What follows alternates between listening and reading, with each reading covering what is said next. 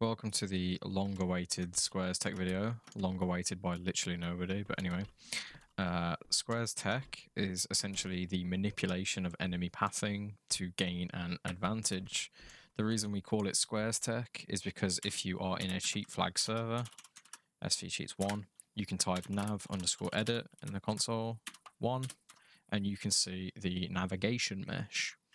The nav mesh is essentially a grid across the whole map that tells enemies how to move.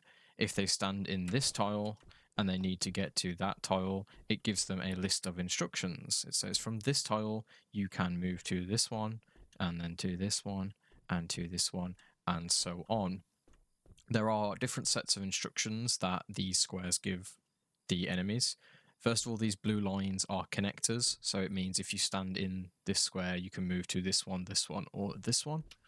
There are dark blue lines, which are falling, like falling connectors. So if you're in this tile, you can walk off the roof into that tile, or you can fall off into those tiles. There are also light blue lines, which are climbing connectors. For example, if the tank stands there, he can climb to that square, and if he stands there, he can climb to that square. What this means is the movement of tanks in particular is very, very, very consistently scripted, and they will quite often follow the exact same movements if you perform the exact same movements as well. So how do we manipulate this movement then? So tanks in particular will always choose the shortest path to the player, and in the tank's brain, the shortest path is the least number of squares. So as you can see below, these squares are very big, so this whole section would be 2 squares, whereas on the roof we have 1, 2, 3, 4, and then on the bus there is a whole lot of squares as well. So we can manipulate, as a fantastic example, if you're lapping this map and you stand on this corner, the tanks will always path underneath and try and climb that ladder there. As an example, I will spawn a tank over there. He's probably not going to do it now because I spawned him in a weird spot. Oh no, he's still doing it. That's fine.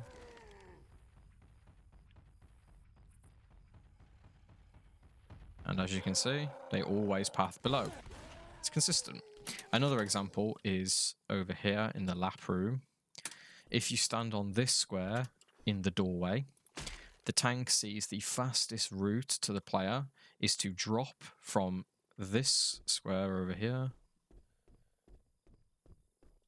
down to this square and walk across these large boxes and climb that ladder. And I'll show you that as an example now as well.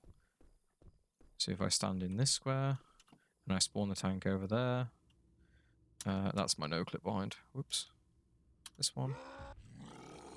Every single time, no matter how many times I spawn them, they will always drop off the edge. So that is just a really small example of what you can do. So now to explain it, not only can you make tanks walk in specific areas, like you've just seen there, you can also make the tanks climb over and over again. You can make them climb, then drop, and then walk to another area and climb, and drop, and walk to another area, and so on. So you can loop them. You can also make them fall off objects, either that be through strafing in certain directions, or you can do a pretty interesting bait technique, which we'll have a look at now. So you join me on Death Toll Streets, still with the squares active, and we're going to first of all look at the bait technique. So the bait technique is essentially you need to find a flat wall, like so, and you need that flat wall to have a gap between the nav mesh and the wall. So you can see here the first square is actually like human size. You can put your body in these gaps. The reason this is important is because if there is actually a square against the wall, the tank will know exactly where you're standing and how to get you. Whereas when there is a gap, the game has to kind of compensate for that and kind of pick how to get at you. So if you are standing against this wall and you strafe left and then right and left and then right, you are essentially going in between these squares. The game thinks the tank needs to walk this way, So then when you strafe left, he realizes you've gone into this box and will cross this way and try and get you from here.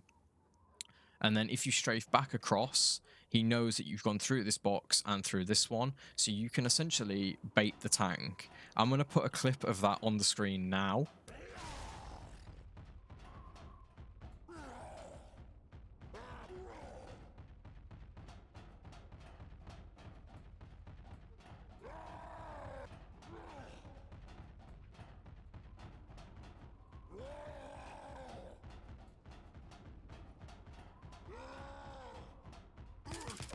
Another fantastic example of this bait technique being used is on Crash Course Bridge. This is really useful for a solo strategy, as we are now holding till about 5 minutes. So this allows you to bait the tank. The gap here is not very big, so your inputs have to be a lot tighter so that you don't get punched.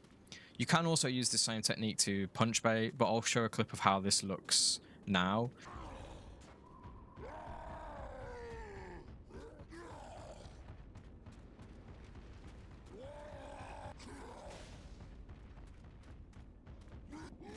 But essentially you're strafing between these boxes, keeping the tank nice and close.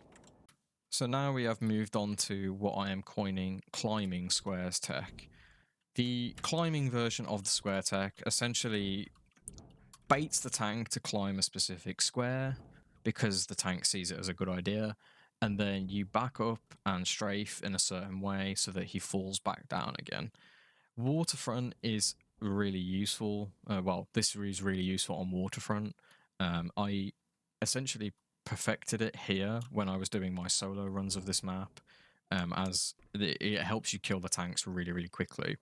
So the way this tech works is you first of all need a climbing square, obviously, and you also need a falling square quite close by. So you can see on Waterfront, the tank can climb right here, and he can fall right here. This is important because if you're going to make him fall, you need to be able to do it. Now, the other thing you need is you need a better path for the tank to follow. So what you can see here is these squares are very large in the middle. They are all quite big, whereas on the truck and on the bus, they are both very small. So what we can do is we can make the tank climb this location, back up to this climbing square, and strafe to the side, and the tank will fall back down again. And it also works vice versa. So there's a climbing square here and a falling square here, and I stand on this square. And quite simply, the tank will walk this way, detect that the middle is the better option, and just drop off the edge.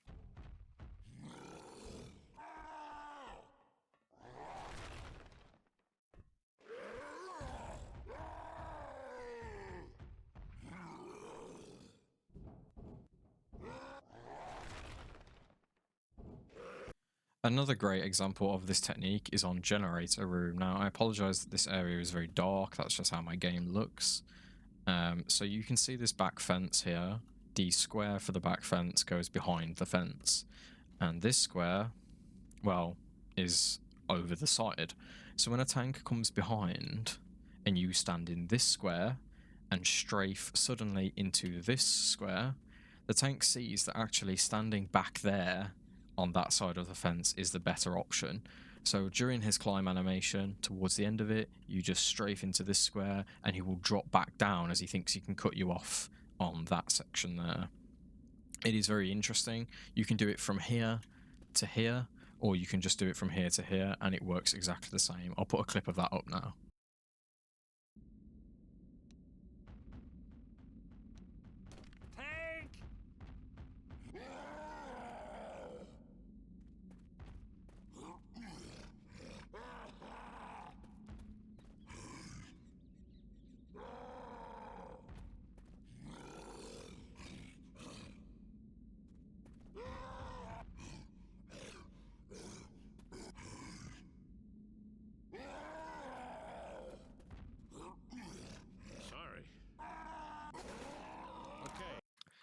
Another example of where this tech can be used is on Blood Harvest Bridge. There are two separate areas where this can be used on BH Bridge. The first one is making the tank climb this area and then making him fall back down again. The reason this works is because there is a gap in the nav mesh, as you can see here, exactly the same as the bait tech. And the tank tries to compensate and figure out where you are going rather than where you are standing. So when you stand in this square and strafe right, the tank thinks you are in one of these squares or moving to those squares, and so he will drop down consistently. And I'll put a clip of that up now.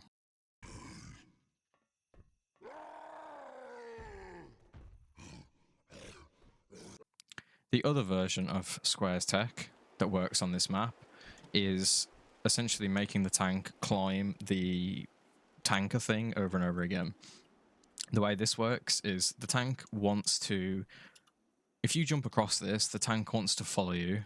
However, there is not an easy option for him to just jump across. He has to climb, and most of the time he will fall and then climb. So there is a gap in the nav mesh here, so you can strafe from here to here, and it will make the tank think you are in that square, forcing him to climb over and over again.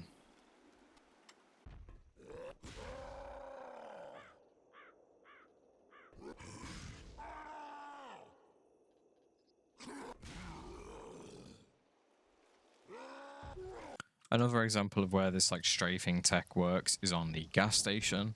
As you can see, there is a square here where the tank will climb, and there are some squares here where the tank will fall. So using the same sort of strafe technology we did on Blood Harvest Bridge, you can make the tank walk towards you and fall straight off the edge. Once the tank falls off the edge, he will climb the truck again, and you can repeat the process.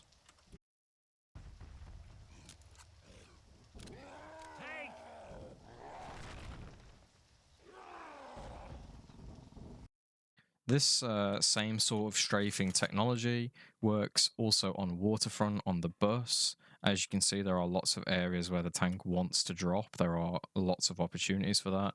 You can also do it on this truck as well. You just have to essentially strafe right or left as the tank is approaching, and he should fall off.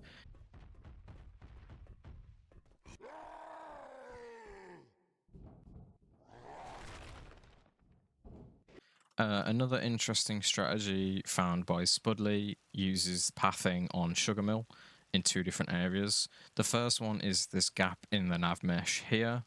The gap means that the tank believes you are standing below, like so. So if you hang your feet off this ledge, the tank will path to the bottom and try and punch you, so you can move right. As he walks up the stairs, you can kind of bait him back. The other one is abusing this falling square right here. If the tank comes up the stairs and rocks, you then strafe forward, like so, and the tank will drop pretty much every time. And I'll put a clip of Spud doing that now.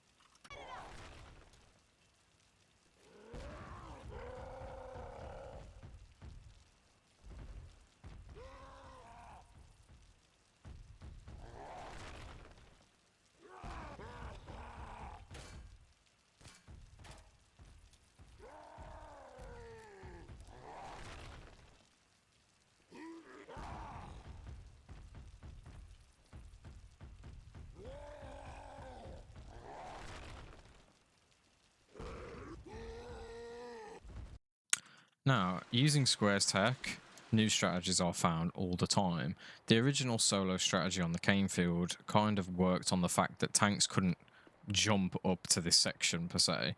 They had to stand on these things to climb here, and same here, it was very hard for the tanks to access this area without climbing it. However, new strats have been found, and as you can see, this thing, whatever this is, this till, has no nav mesh. There is no mesh on this at all. So the game assumes the closest square for you. And if you lean to the side, it is this square right here. So the tanks will path around here and here. As they can't go through this square, no, that's not close to you at all. You were in this one. So they have to go all the way around. So then when the tanks get close, you move this way, And now you're in this square, so the tank goes all the way around. You can see there is no connectors for the tanks to be able to climb on this object. I'm trying to, like, not have the thing go everywhere, but yeah. So you can see there's no connectors at all, so the tanks have to walk around. Now, if I open this door, first of all, and spawn a tank, I'm going to first of all show you, I'm leaning onto the left side, so you can see that I'm in that box. The game thinks I'm in that box. And I'll spawn... Oh, he's in the wall.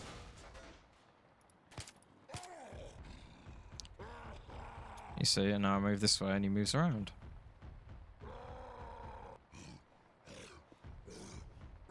Like so. And Flaming kind of worked on the strategy. I think it was Flaming that worked on it anyway, to figure that stuff out. So some other interesting examples of this strategy are on Gator Village. You can see that these chairs have no nav mesh assigned to them. Even if you stand on them, there is no mesh. So the game again assumes the closest mesh. In this example, if you stand on here, the tank cannot climb this side and he cannot climb this edge either. He can only climb this left side. So if you stand over here, the tank needs to get onto this thing, so he will walk all the way around. And if you stand on these chairs, the game will then assume you are in these squares here, so the tank will drop and walk all the way around. And that is one of the bait positions on this map. The other example, or another example I should say, is in this room. We have, again, this exactly the same as Canefield. This has no nav meshing, so we assume the closest position. If you stand to the left side, you can see that I am in this square. If I stand to the right, I am in this square. And the only position the tank can really climb is this corner edge here. Even though there are no connectors, he can climb it. Most of the time, though, he will try and stand on the corner, these green lines, and punch the player. These green and purple lines that you can see all over the place essentially represent corners. They tell the bots that these are corners of rooms, please don't bash into them. So the green ones usually represent like the edge of a wall, and the purple ones represent a piece of collision that they're going to hit. So they will try and avoid going into them, and they will walk around them. So I hope that made sense. So yeah, these green lines are where the tank wants to hit you from. So you can see that there's no meshing here, so I can wiggle between these sides, and he will go 1, 2, 3, like so. Another example which has been sort of developed by Skeletor is up here. As you can see, this section here has no meshing, but this section does. So if you stand here, the tank will climb. However, if you stand here, you can assume these positions. However, there are also some areas where if you stand too close, the tank will go on the roof as it thinks you are in this square here and will try and drop on your head. So it's important that we do not stand in a really weird position, because the tank will try and kill you.